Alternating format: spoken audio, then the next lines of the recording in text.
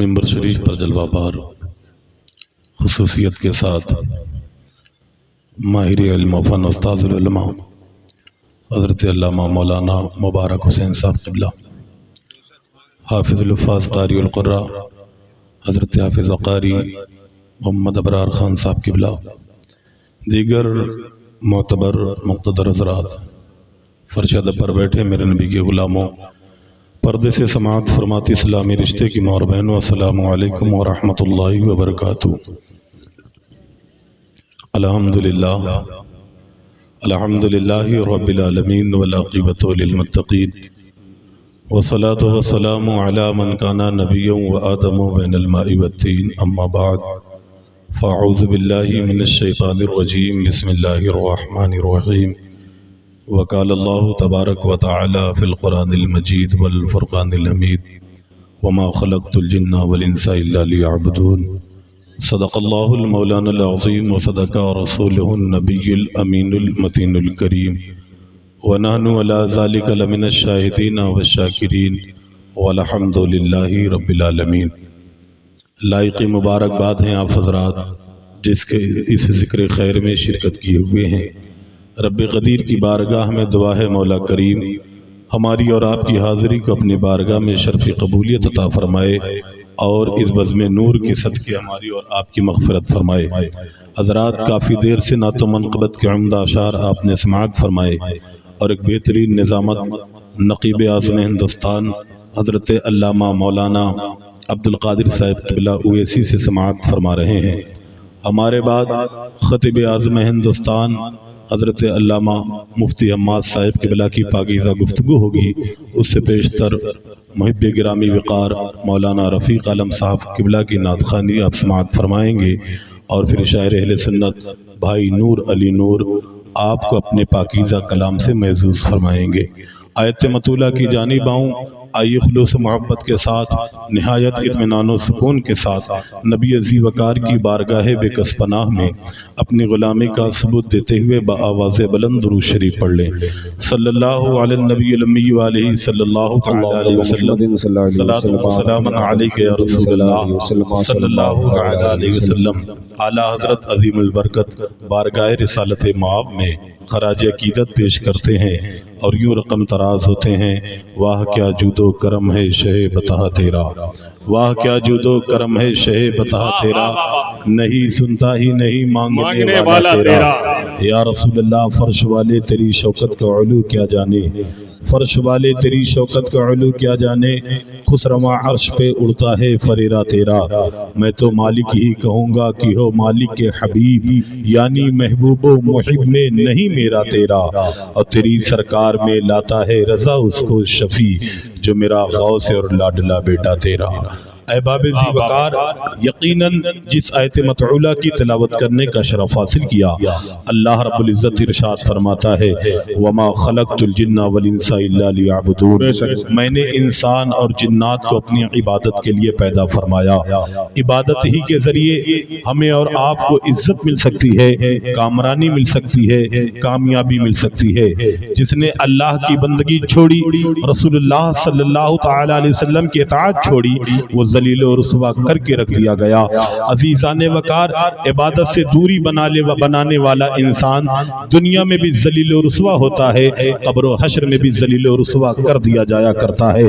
ذرا غور کریں، آج ہمارا عالمیہ کیا ہے؟ ہم نے نمازیں چھوڑ دی، قرآن کو ہم نے بالائے طاق رکھ دیا، چھوٹوں اور غریبوں پر ظلم ہم کر رہے ہیں، بڑوں سے بدتمیزیاں ہم کر رہے ہیں، ماں باپ سے جھگڑے ہم کر رہے ہیں۔ ایسے اسنا میں ہم امید رکھتے ہیں کہ اللہ رب العزت اپنی رحمت ہم پر نازل فرمائے گا۔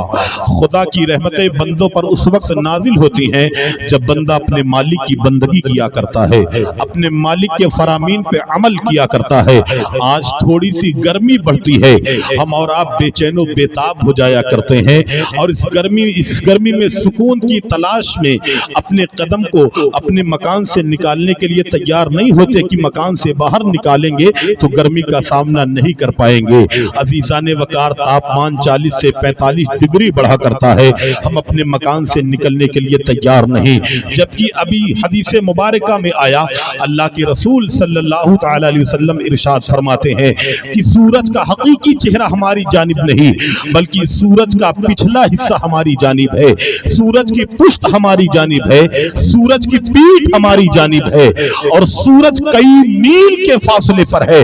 उसकी तपिश का ये आलम है कि थोड़ी सी शिद्दत, थोड़ी सी हैयत पैदा हो जाए तो हम अपने मकान से कदम निकालने के लिए तैयार नहीं होते। और आज ये जमीन के कण जो है, मिट्टी के जर्रात जो है, ये सूरज की तपिश को जज्ब करने का मादा रखा करते हैं। लेकिन याद रखो, अल्लाह के रसूल सल्लल्लाहु तआला अलैहि वसल्लम इरशाद फरमाते हैं, बरोज़े क़यामत जमीन तांबे की होगी। आज ये सूरज जो करोड़ों मील के फासले पर है, ये 1.25 नेज़े और 2 कमान के बराबर ला करके रख दिया जाएगा। और सूरज का उस वक्त पिछला हिस्सा नहीं, बल्कि सूरज का हकीकी चेहरा हमारी जानिब होगा। ऐसे सना में हमने कौन से सुकून का रास्ता अपनाया है जिसके जरिए से हमें सुकून मिले? हमने कौन सा अमल किया है कि जिसके जरिए हम ताजगी महसूस करें? अजीजान वकार, अल्लाह के रसूल सल्लल्लाहु तआला अलैहि वसल्लम इरशाद फरमाते हैं, कल बरोज़े क़यामत जब नफ्सी नफ्सी का आलम होगा, इंसान अपने अपने अमल की बुनियाद पर अपने अपने पसीने में डूबा हुआ होगा। जिसका अमल जितना ही खतरनाक होगा, वो उस कदर पसीने में डुबकियां लगा रहा होगा। किसी का पसीना घुटनों तक, किसी का टुखनों तक, किसी का कमर तक कोई पसीने में गोते लगा रहा होगा, और पसीना वो भी बदबूदार। पैगंबर सलाम इरशाद फरमाते हैं, ऐसे वक्त में अल्लाह के अर्श के अलावा कोई साया ना होगा। तमाम लोग तमाम मैदाने में शर्म अफरा तफरी का आलम होगा। कोई किसी का पुरसाने हाल ना होगा। अल्लाह के नबी फरमाते हैं, ऐसे आलम में अल्लाह रब्बुल इज्जत 7 ऐसे लोग होंगे जिन्हें अपने अर्श का ठंडा साया अता फरमाएगा, अपने अर्श का ठंडा साया अता फरमाएगा। सहाबा अर्ज करते हैं, या रसूलल्लाह, वो कौन से लोग हैं जिन्हें बरोज़े क़यामत अल्लाह अपने अर्श का ठंडा साया अता फरमाएगा? मेरे नबी इरशाद फरमाते हैं, अदलो इंसाफ करने वाला हाकिम, वो हाकिम जो अदलो इंसाफ किया करता है, जो अपने मद्दे मकाबिल पर रहम किया करता है, जो लोगों के साथ इंसाफ किया करता है। पैगंबर सलाम इरशाद फरमाते हैं, अल्लाह रब्बुल इज्जत बरोज़े क़यामत उसे अपने अर्श का साया अता फरमाएगा। आज जरा देखो, किसी को ओहदा मिलता है, किसी को यकीनन थोड़ी सी कामयाबी मिलती है, किसी को थोड़ी सी बुलंदी मिलती है, अपने मद्दे मकाबिल को ज़ेर करने के लिए एड़ी चोटी का जोर लगा दिया करता है। किसी को ओहदा क्या मिला, अपने दुश्मन की ईंट से ईंट बजा देने के लिए तैयार हो जाया करता है। पैगंबर सलाम सल्लल्लाहु अलैहि वसल्लम की सीरत आपके सामने रखना चाहता हूँ। फतह मक्का है मेरे आका, यकीनन फतह मक्का बन करके खाने काबा के हुदूद में दाखिल होते हैं। मेरे आका ने इरशाद फरमाया, उस्मान बिन तलहा को बुलाओ। उस्मान बिन तलहा बुलाए जाते हैं। पैगंबर इस्लाम उनके हाथों से मक्का काबे की कुंजी लेते हैं, और लेने के बाद खाने काबा में 2 रकअत नमाज शुक्राना अदा करते हैं। अदा करने के बाद आप बाहर निकले और उस्मान बिन तलहा से मुखातिब होकर के कहा, ऐ उस्मान बिन तलहा, वो दिन याद है जब मैंने तुमसे कहा था कि काबा खोल दो, मैं काबे के अंदर 2 रकअत नमाज पढ़ना चाहता हूँ, तो तुमने कहा था, मोहम्मद, ये काबा मक्के के हर इंसान के लिए खोला जा सकता है, लेकिन तुम्हारे लिए नहीं खोला जा सकता। ऐ उस्मान बिन तलहा, मैंने उस वक्त कहा था, एक दिन ऐसा आएगा कि काबे की कुंजी तुम्हारे हाथ से लेकर के मैं अपने हाथ में रखूंगा, और मुझे इख्तियार होगा, मैं जिसे चाहूं ये काबे की कुंजी अता कर दूं, काबे की चाबी अता कर दूं। हजरत उस्मान बिन तलहा का सर झुका हुआ है। पैगंबर सलाम ने इरशाद फरमाया, तुम्हारे हाथ में काबे की कुंजी थी, तुमने हमारे लिए काबा खोलना गवारा ना किया। आज देखो, अल्लाह ने वो दिन दिखलाए हैं, और काबे की कुंजी मेरे हाथ में है। तमाम लोग मेरे सामने सर झुका करके खड़े हैं, लेकिन मैं मोहम्मद हूँ। यकीनन दुआएं देना मेरे किरदार में शामिल है। मैं बदले का जवाब बदले से नहीं, दुआएं से दिया करता हूँ। तुमने काबे की कुंजी पकड़ करके कहा था, ये काबा तुम्हारे लिए नहीं खुलेगा, लेकिन मैं मोहम्मद इस कुंजी को लेकर के फिर तुम्हारे हाथ में दे करके बतलाना चाहता हूँ। अल्लाह ने वो अख्तियार दे रखे हैं कि जब जो चाहूं मैं कर दूं, और मेरा करीमाना करम ये है कि दुश्मन के हाथ से लेकर के फिर काबे की कुंजी उसी दुश्मन के हाथ में दे दी जाती है। और पैगंबर इरशाद फरमाते हैं, ऐ उस्मान बिन तलहा सुनो, ये कुंजी तुम्हारी नस्ल में कयामत तक रहेगी। ये पैगंबर इस्लाम की सीरत मुबारक है, जिन्होंने पैगंबर इस्लाम को खाने काबा में नमाज नहीं पढ़ने दिया था, मेरे आका ने उनके हाथ से कुंजी लेकर के उन्हीं को अता कर दी। और आज हमारा अलमिया क्या है, हम अपने दुश्मन के ईंट से ईंट बजाने की कोशिश किया करते हैं। अदल इंसाफ के पैकर बनो, अल्लाह रब्बुल इज्जत की रहमतें तुम पर नाजिल होंगी। आज कोई प्रधान है तो अपने मद्दे मकाबिल के ईंट से ईंट बजा दिया करता है, कोई उससे बड़ा ओहदे वाला है तो अपने मातहत लोगों पर जुल्म और सितम किया करता है। जितने मातहत, जिस इंसान के अंदर जितने मातहत लोग हैं, अगर तुमने उनके साथ जुल्म और ज्यादती की तो याद रखो अल्लाह रब्बुल इज्जत की पकड़ बड़ी सख्त है। अज़ीज़ान वक़ार, यकीनन मुस्तफा जान रहमत के सहाब की जिंदगी का आप मुआयना करें तो पैगंबर इस्लाम के सहाबा की सीरत हमें बतलाती है कि हुकूमत करने के लिए मालो दौलत की फरावानी जरूरी नहीं, मुस्तफा जान रहमत का अखलाक जरूरी है, पैगंबर इस्लाम की सीरत जरूरी है, मुस्तफा जान रहमत का उसवा जरूरी है। जरा देखे जनाबे हजरत उमर फारूक है, यकीनन बड़ी तेजी के साथ मैं अपनी बात खत्म करूंगा। मैं बतलाना चाहता हूं हुक्मरान कैसे हुआ करते थे, हुक्मरान कैसे हुआ करते हैं। जब अंग्रेजों ने हिंदुस्तान को लूट लिया और हिंदुस्तान को कंगाल करके इंग्लिस्तान जाने लगे तो उन्होंने यहाँ के एक बड़े लीडर से मुखातिब होकर के कहा था, ऐ गांधी, हमने हिंदुस्तान को कंगाल बना दिया है, हिंदुस्तान सोने की चिड़िया थी, हमने इसके हीरे जवाहरात लूट लिए हैं, हमने यकीनन कोहिनूर को लूट लिया है, हिंदुस्तान कंगाल हो गया है, हिंदुस्तान चलाओगे कैसे? तो उस लीडर ने जवाब दिया था, अंग्रेजों सुनो, हिंदुस्तान चलाने के लिए मेरे लिए मोहम्मद के दो सहाबा की सीरत ही काफी है। सीरत अबू बकर पढ़ेंगे, हिंदुस्तान चलाएंगे, सीरत उमर पढ़ेंगे, हिंदुस्तान चलाएंगे। अज़ीज़ान वक़ार, जरा देखो जब अल्लाह किसी को हुदा दिया करता है उसका किरदार कैसा होना चाहिए। हजरत उमर फारूक ने अदल व इंसाफ की ऐसी बुनियाद रखी है कि आप एक मर्तबा जा रहे थे, जमीन में ज़लज़ला बर्पा होता है, आपने जमीन पर दुर्रा मार करके कहा, ऐ जमीन ठहर जा, क्या तेरे ऊपर उमर ने इंसाफ नहीं किया? जमीन साकिन हो जाया करती है। जनाब उमर फारूक है, लेकिन रात की तारीकी है, अज़ीज़ान वक़ार, रियासत मदीना की खैरगिरी और अहले मदीना के हाल चालो अहवाल मालूम करने के लिए रात की तारीकी में गश्त लगा रहे हैं। ऐसे सना में क्या देखा गया, एक खेमा जो बाहर से कहीं आकर के हुदूद मक्की मदीना में नस्ब किया गया था। जनाब उमर फारूक खेमे के करीब पहुंचते हैं तो उस खेमे से बच्चों के रोने की आवाज आती है। जनाब उमर फारूक खेमे के करीब गए, कहा, खातून बेटे को क्यों रुलाती है, बच्चे को क्यों रुलाती है, चुप करा ले। उस खातून ने कहा, ऐ आने वाले चला जा, मुझे मेरी हालत पे छोड़ दे। फिर जनाब उमर फारूक ने कहा, तेरा बच्चा रो रहा, इसे खामोश करा ले, अपने बेटे को क्यों रुला रही है? कहा, ऐ आने वाले मेरी हालत पे मुझे छोड़ दे। कहा, बतला तो सही तेरी हालत कैसी है। तो उस खातून ने कहा, ऐ आने वाले सुनो सुनो, उमर ने ये ऐलान किया है कि बच्चा जब दूध पीने की मुद्दत छोड़ देगा, दूध पीने की मुद्दत खत्म कर लेगा, तब उसका वजीफा मुकर्रर किया जाएगा, तब उसे वजीफा दिया जाएगा। और मेरे घर में मेरे घर में फाका है, मेरे घर में भुखमरी है, मैं अपने बच्चे को अपने बच्चे का दूध छुड़ा रही हूँ ताकि मेरे बेटे का वजीफा मुकर्रर हो जाए और माली खजाने से मुझे चंद रुपए मिल जाएं और मेरे मकान में चूल्हा जल सके।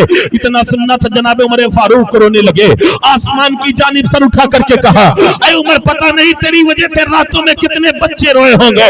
उमर फारूक ने खड़े होकर के वही फैसला किया, कहा, खातून सुन ले, आज एक बच्चे ने उमर के जमीन को झंझोड़ कर रख दिया है, मैं अपना फैसला तब्दील करता हूँ, अब दूध छुड़ाने की मुद्दत नहीं है, बेटा जैसे पैदा होगा, बच्चे की विलादत जैसे होगी, सरकारी वजीफा मुकर्रर किया जाएगा, सरकारी वजीफा दिया जाएगा। ये जनाब उमर फारूक है, ये हमारे अदल इंसाफ करने वाले हाकिम है। अल्लाह के रसूल फरमाते हैं, अदल इंसाफ करने वाले हाकिम को अल्लाह अपने अर्श का साया अता फरमाएगा। दूसरा, मेरे नबी इरशाद फरमाते हैं, वो नौजवान जिसने आलमे नौजवानी में कदम रखते, इबादत करते हुए कदम रखी हो, वो नौजवान जो जवानी को पाया हो इबादत करते हुए। ऐ नौजवानों, आज जरा गौर करो हमारी जवानियां कहां गुजर रही है। यकीनन ये जवानी बड़ी कीमती है। अल्लाह के रसूल सल्लल्लाहु ताला अलैहि वसल्लम इरशाद फरमाते हैं कल बरोज़े क़यामत अल्लाह जवानों से सवाल करेगा कि तुमने अपनी जवानियां कहां गुजारी है। आज हमारी जवानियां क्रिकेट मैच में गुजर रही है, हमारी जवानियां होटलों पर गुजर रही है, हमारी जवानियां बाजारों में गुजर रही है, हम अपनी जवानियों में अय्याशियां करते हुए नजर आ रहे हैं। याद रखो मुसलमानों, ये जवानी खत्म होने वाली है, ये ताकतों जोर मिटने वाला है। मौत का फरिश्ता आएगा, रूह लेकर के चला जाएगा, न तेरे स्याह बाल देखेगा, न तेरी जवान जितना तेरे कड़गल जिस्म को देखेगा। वक्त मुकर्ररा पर मौत का फरिश्ता तुम्हारे रूह को लेकर के चला जाएगा।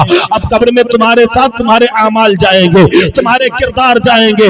अपनी जवानियों को इबादत में गुजारने की जरूरत है। हमारे असलाफ की जिंदगानियां देखो। मोहम्मद जनाबे हजरत मोहम्मद बिन कासिम आए थे, अजीजाने वकार मकरान से लेकर के आपने मुल्तान का सफर किया है। तारीख बताती है जब ये 17 साल नौजवान हजरत मोहम्मद बिन कासिम मकरान से मुल्तान का सफर करता है तो आपके दीनदारी को देख करके, आपकी ईमानदारी को देख करके, आपके किरदार को देख करके मकरान से लेकर के मुल्तान तक 1 लाख लोगों ने कलमा पढ़ करके इस्लाम में दाखिला ले लिया है। हमारी जवानियां जीताने वकार उस वक्त काबिल कबूल होंगी खुदा की बारगाह में जब ये जवानियां मुसल्ले पर रखी जाएंगी, जब इन जवानियों में इबादत शामिल की जाएगी, जब इन जवानियों में माँ बाप की खिदमत शामिल की जाएगी, जब इन जवानियों में पड़ोसियों का हक शामिल किया जाएगा। ऐ नौजवानों, यकीनन बड़े से बड़े हसीन और जमील और नौजवान आए। मौत के फरिश्ते ने तमामीन के रूहों को कब्ज कर लिया और तमामीन के वजूद को मिट्टी ने खा लिया है। आज उनकी जवानियां बाकी नहीं। एक से एक हसीन और जमील है जिनके रास्ते में लोग दिल बिछाया करते थे, लेकिन आज उनका हुस्न जाया हो गया, उन पर ज़ईक़ी आ गई है, बालों में सफेदी आ गई है। अब न कोई उनके ताकत और जोर की बात करता है, न हुस्न और जमाल की बातें करता है। उसी की जवानी के तज़किरे अच्छे अंदाज में होते हैं जो जवानी अल्लाह की इबादत में गुजरा करती है, जो जवानी मुसल्ले पर गुजरा करती है, जो जवानी मस्जिद में गुजरा करती है।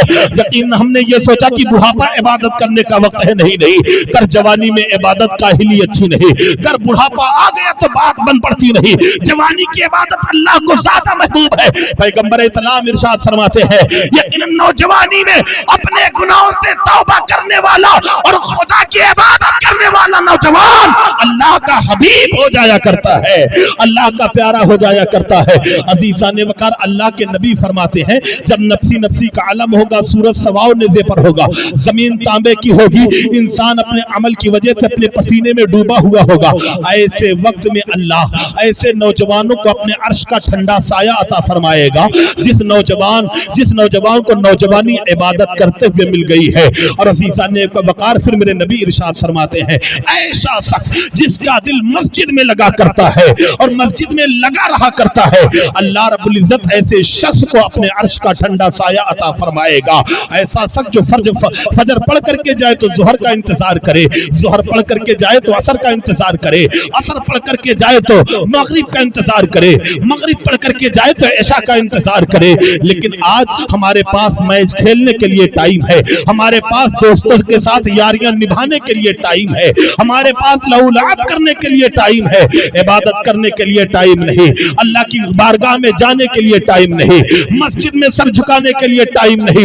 हम वावेला करते हैं कि हम मारे जा रहे हैं, हम चीखते चिल्लाते हैं कि हमारे जख्मों पर कोई मरहम नहीं रखता। यकीनन तुमने अमल कैसे कर रखे हैं। एक मर्तबा अपने गिरेबान में झांक करके तो देखो कौन सी ऐसी बुराई ही है जिसका दाग हमारे दामन में नहीं है। नमाजें हमने छोड़ दी है, कुरान को हमने बलाए ताक रख दिया, इज्जतों से खिलवाड़ हम करने वाले हो गए, अल्लाह का खौफ हमारे सीने से निकल गया। जब तक मुसलमान अल्लाह की इबादत और बंदगी करता रहा, अल्लाह ने इस मुसलमान को और महाज में कामयाबी अता फरमाई है। और जब से ये अल्लाह रसूल की इबादत से दूरी इसने बना ली, ये कौम जलील करके रख दी गई है, ये कौम रुसवा करके रख दी गई है, इस कौम जिल्लत का धब्बा इसकी जमीन पर ठोक दिया गया है। वो जमाने में मुअज़्ज़ज़ थे मुसलमान होकर और हम खार हुए तारीख़ क़ुरा होकर।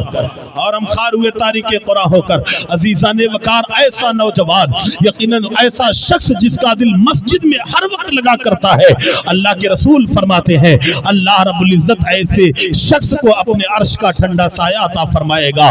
پھر میرے نبی ارشاد فرماتے ہیں وہ دو شخص جو آپس میں محبت کرتے ہیں اور ملتے ہیں اللہ کی رضا کے لیے اور جدا بھی اللہ ہی کی رضا کے لیے ہوتے ہیں، ان کی دوستی بھی اللہ کی رضا کے لیے ہوتی ہے، ان کی دشمنی بھی اللہ کی رضا کے لیے ہوتی ہے۔ لیکن آج ہم نے بھائیوں سے دشمنی کر لی ہے، بھائی کی بھائی سے نہیں بن رہی، باپ کی بیٹے سے نہیں بن رہی ہے، اور اپنے دنیاوی جھگڑے کو مسجدوں مدارس تک کھینچ کر لایا کرتے ہیں۔ نہیں پیارے، مسلمان کی دوستی بھی اللہ کی رضا کے لیے ہونی چاہیے، مسلمان کی دشمنی بھی اللہ کی رضا کے لیے ہونی چاہیے۔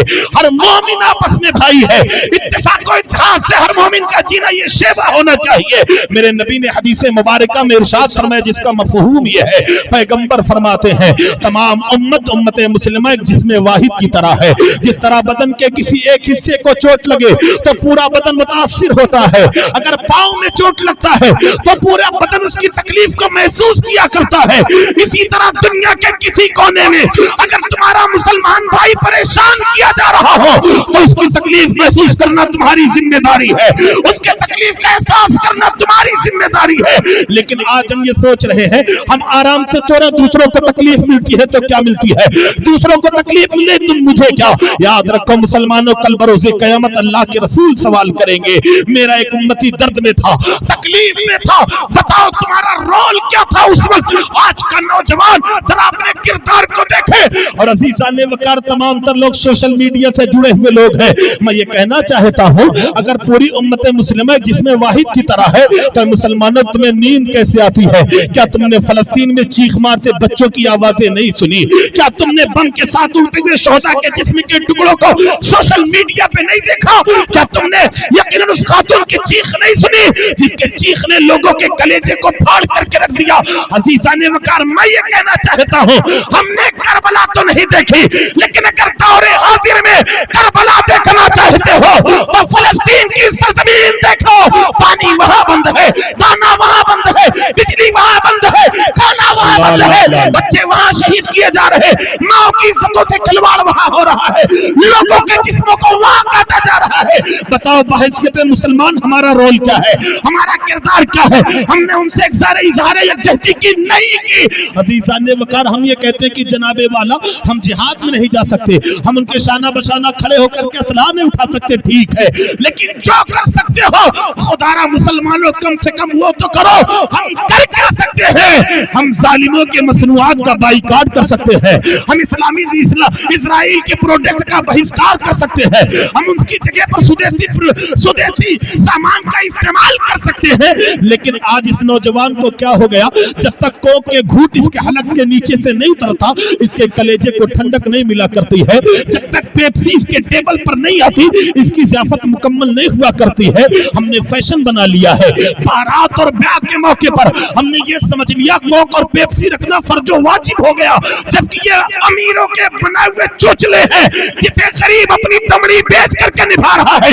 میں یہ کہنا چاہتا ہوں اگر تمہیں اپنے بھائیوں سے ہمدردی ہے تو اسرائیلی مصنوعات کا بائیکاٹ کر کے بتلا دے یا رسول اللہ جتنا ہمارے اختیار میں تھا ہم نے کیا، آگے خدا جانے، خدا کا رسول جانے۔ ہائے ہائے ہائے، نعرے تکبیر، نعرے رسالت، آگے اللہ جانے، اللہ کا رسول جانے۔ عزیزان وقار ذرا دیکھیں آج کچھ لوگ کہتے ہیں چند لوگوں کے بائیکاٹ سے کیا ہوتا ہے، چند لوگوں کے اسرائیلی مصنوعات نہ خریدنے سے کیا ہوتا ہے۔ میں یہ کہنا چاہتا ہوں آتش قدر نمرود ہے، آگ لگائی گئی، جناب ابراہیم خلیل اللہ کو آتش نمرود میں ڈالا گیا، پھر کتابوں میں آتا ہے میڈک اپنے منہ میں پانی کے چند قطرے لے کر کے آتا ہے، آتش نمرود پہ ڈالتا ہے۔ پوچھنے والوں نے پوچھا ہوگا اے میڈک تیرے چند قطرے پانی سے یہ آتش نمرود بجھنے والا نہیں ہے۔ میڈک نے کہا مجھے بھی پتا ہے کہ میرے چند قطرے پانی سے آتش قدر نمرود بجھنے والا نہیں، لیکن چند قطرے قطرے پانی کے ڈال کر کے میں یہ بتلانا چاہتا ہوں اے ابراہیم خلیل اللہ، میں آپ کا غدار نہیں، آپ کا وفادار ہوں۔ گرچہ ہمارے بائیکاٹ سے کوئی مسئلہ تو بہت بڑا حل نہیں ہوگا، لیکن ظالموں کے مصنوعات کا بائیکاٹ کر کے ہم عرض کریں گے یا رسول اللہ ہم آپ کی امت کے غدار نہیں، آپ کی امت کے وفادار ہیں۔ سبحان اللہ۔ ہمارا جتنا چلے، ہمارے پاس جتنی امکانات ہوں ان امکانات کے ذریعے اپنے بھائیوں کی مدد کریں۔ حضرت امام احمد بن حنبل کو جیل میں ڈالا گیا، اور عزیزان وقار تاریخ بتاتی ہے کہ جب بھی جمعہ کا دن آتا حضرت امام احمد بن حنبل وضو بنانے کے بعد جیل کے دروازے تک آتے، آنے کے بعد پھر واپس چلے آتے۔ ایک دن جیلر نے پوچھ لیا اے امام احمد بن حنبل، تمہیں پتا ہے کہ جیل کا تالا نہیں کھلے گا، یہ دروازہ نہیں کھلے گا، تم اس کے باہر نہیں جا سکتے ہو، آخر ہر جمعہ کو وضو بنا کر کے یہاں تک کیوں آ جاتے ہو؟ کہا وجہ یہ ہے کہ جہاں تک میرا بس چلتا ہے میں وہ کام کرتا ہوں، آگے اللہ کی مرضی پر چھوڑ دیا کرتا ہوں۔ مسلمانوں جہاں تک ہمارا اختیار ہے ہم ان کا بائیکاٹ کریں، آگے اللہ کی مرضی پہ چھوڑ دیں، تاکہ ہمارا شمار بندگان خدا کے ساتھ بے وفائی کرنے میں نہ شامل ہو۔ ایک وہ زمانہ تھا جب ایک بھائی ایک بہن کی پکار پہ امت مسلمہ کے بڑے بڑے لشکروں سپاہ ان کی مدد کے لیے جایا کرتے تھے۔ عزیزان وقار سندھ کے لٹیروں نے عرب عورتوں کے قافلے، عرب تاجروں کے قافلے کو لوٹا، عورتوں کو قیدی بنا لیا گیا۔ چند لوگ بھاگتے ہوئے بصرہ پہنچے، بصرہ پہنچ کر کے حجاج ابن یوسف سے ملاقات کی۔ حجاج ابن یوسف کون ہے؟ تاریخ اسلام کا نہایت ظالم انسان ہے، جس نے صحابی رسول حضرت عبداللہ ابن زبیر کو صحن کعبہ میں ذبح کیا تھا، کوئی اچھا آدمی نہیں ہے۔ حجاج ابن یوسف کے پاس پہنچے چند لوگ، اور پہنچنے کے بعد کہتے ہیں حجاج ابن یوسف مسلمان عورتوں کو قیدی بنا لیا گیا ہے، اور انہی میں سے عورت نے کہا تھا یا حجاج المدد، اے حجاج میری مدد کو آ، میری مدد کو آ۔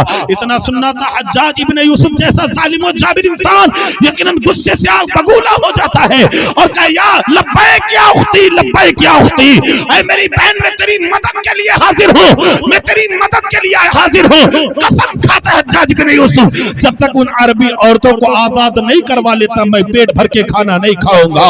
عزیزان وقار عبد الملک بن مروان کے پاس رقہ بھیجا، کہا مجھے سپاہی چاہیے۔ سپاہ کی ایک ٹکڑی آتی ہے اور یقیناً اسے روانہ کیا گیا، وہ پسپا ہوتی ہے۔ دوسری مرتبہ حجاج بن یوسف نے پھر خط لکھا عزیزان وقار خلیفہ عبد الملک بن مروان کو کہ مجھے اور سپاہی چاہیے، دوسری ٹکڑی آتی وہ بھی پسپا ہوتی ہے۔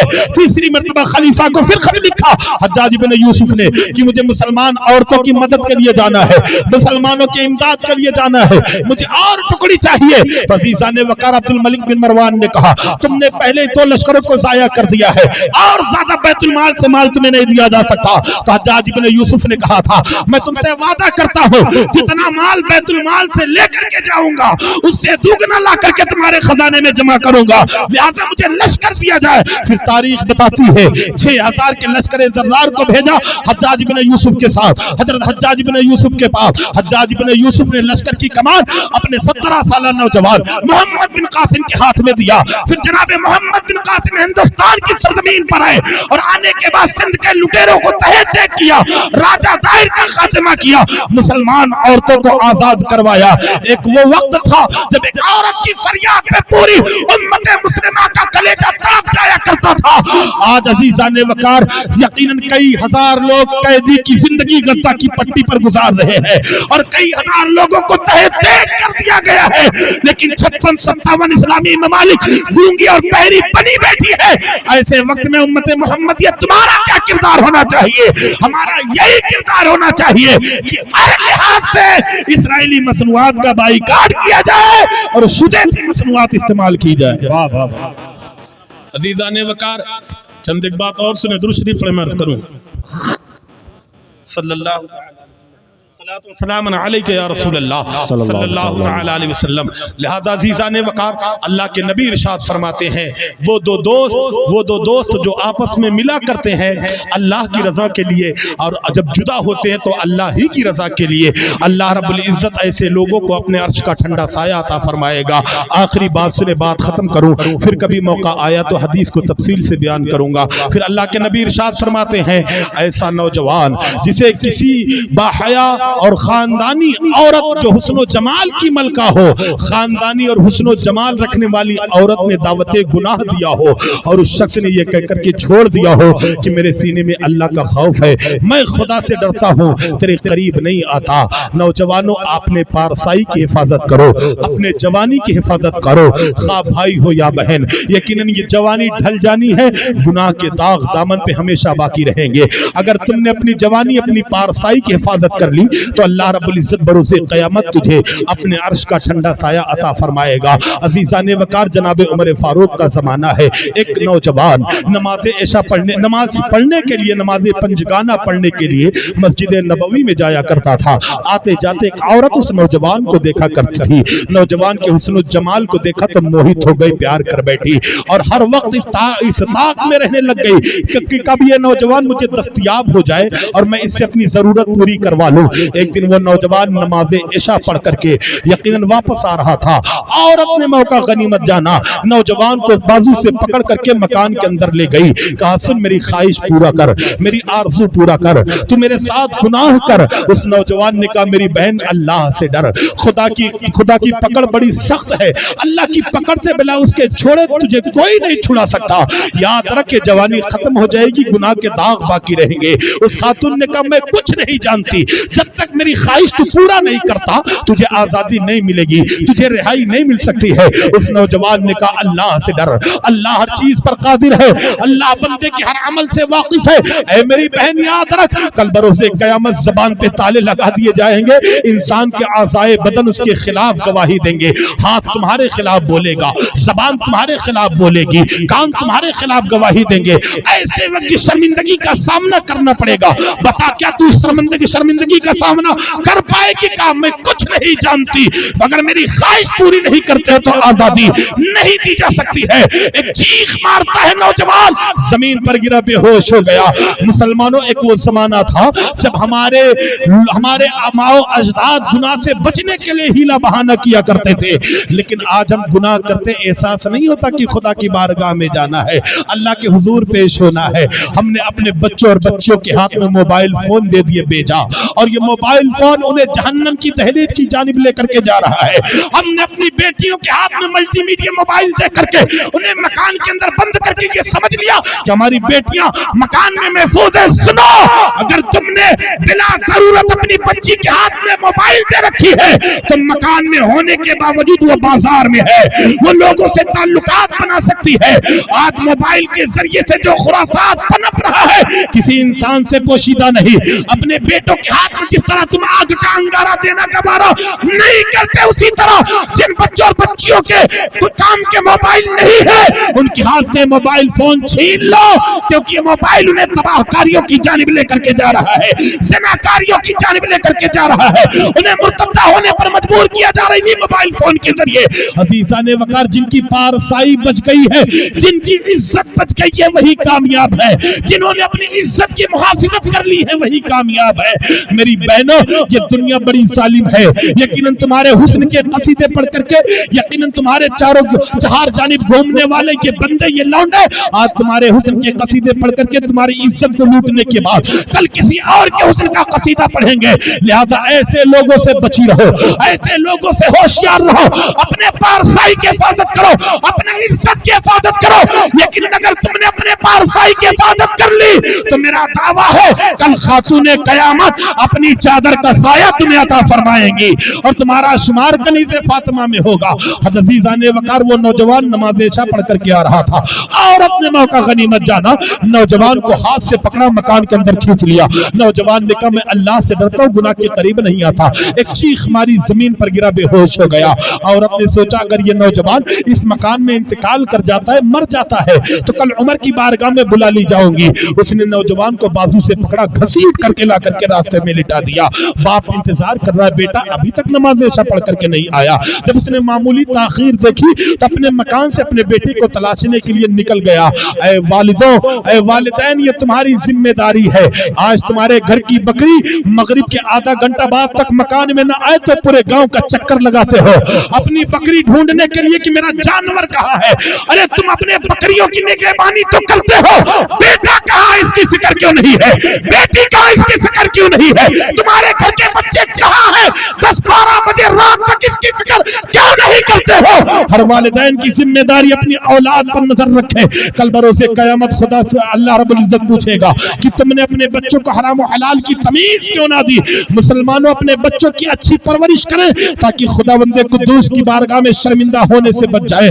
बाप ने देखा बेटा नहीं आया, अब बेटे की तलाश में बाप निकला तो क्या देखता, चौराहे पर बेटा बेहोश पड़ा है, उठा करके लाया, पानी का छींटा मारा, कहा मेरे लाडले अभी गया था तो सलामत था, लेकिन पलट करके लौटा है तो बदन टूला पड़ गया है, लेकिन जिसम लागर हो गया है, वजह क्या है? कहा अब्बा आज जब ऐशा पढ़ के आ रहा था एक खातून ने मुझे दावत हुस्न दिया, मैंने ये कह करके चीख मारी कि कल खुदा की बारगाह में हाजिर होना है। अल्लाह रब्बुल इज्जत इसके मुताल्लिक तुझसे और मुझसे पूछेगा। अल्लाह का खौफ है मेरे सीने में, ये चीख मार करके मैं जमीन पर गिरा, बेहोश हो गया। बाबा बस यही इतनी सी बात है, आज हम गुनाह कर रहे एहसास नहीं होता, नमाजें हमारी छूट रही है एहसास नहीं, बेयकीनन दूसरों की इज्जत से खिलवाड़ हम कर रहे एहसास नहीं, बापों को गालियां हम दे रहे एहसास नहीं, माओ को जलील हम कर रहे एहसास नहीं, यकीनन पड़ोसियों पर जुल्म कर रहे एहसास नहीं। अजीजा ने वकार सुनो सुनो, अगर ये एहसास पैदा हो जाए तो बंदा अल्लाह का नेक बंदा हो जाए, गुनाहों से बचने वाला हो जाए, गुनाहों से दूरियां बनाने वाला हो जाए। एहसास पैदा हुआ, गुनाह का चीख मार करके बेहोश हो गया, बाप को किस्सा बताया, बताने के बाद एक चीख